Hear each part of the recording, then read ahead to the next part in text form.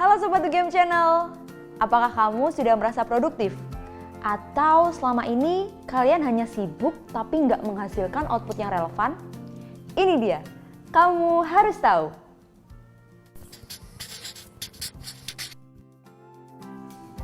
Terkadang, melihat orang-orang di sekitar kita yang produktif membuat kita menjadi terdorong untuk melakukan hal-hal yang produktif juga. Alhasil nih, kita merasa harus selalu melakukan sesuatu, biar kita nggak membuang-buang banyak waktu. Semakin terasa sibuk, semakin banyak hal yang dilakukan, maka kita akan merasa bahwa diri kita itu semakin produktif. Tapi, apa iya itu bisa disebut produktif? Oke, for the first kita cari tahu dulu nih, apa sih itu produktif? Pada dasarnya, produktif adalah melakukan sesuatu yang menghasilkan output yang relevan dengan apa yang kita mau dalam waktu tertentu. Ingat kata kuncinya di sini yaitu relevan. Menjadi produktif itu berbeda juga dengan menjadi sibuk loh. Ketika menjadi sibuk, mungkin kita bisa menghasilkan banyak output dalam waktu yang singkat. Namun, belum tentu output itu akan sesuai atau relevan dengan tujuan kita. Kalau kata orang-orang nih, being busy is about working harder, while being productive is about working smarter. Lalu, apa ya yang harus kita lakukan agar kita bisa benar-benar melakukan hal yang produktif? Yang pertama, kamu harus bisa memprioritaskan hal-hal yang penting terlebih dahulu.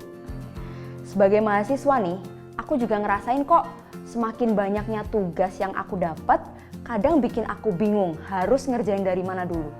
Belum lagi kalau ikut organisasi yang harus urus proker dan rapat sana-sini. Pasti makin bingung kan? Tapi tenang, coba deh sekarang kalian ambil satu lembar kertas, terus kalian bikin 4 kuadran aktivitas. Kalian isi 4 kuadran aktivitas itu dengan pekerjaan yang penting dan mendesak, penting tapi tidak mendesak, tidak penting tapi mendesak, dan yang terakhir tidak penting dan tidak mendesak. Aku yakin banget setelah kalian bikin 4 kuadran aktivitas itu, kalian pasti nggak akan kebingungan lagi harus mulai ngerjain dari mana.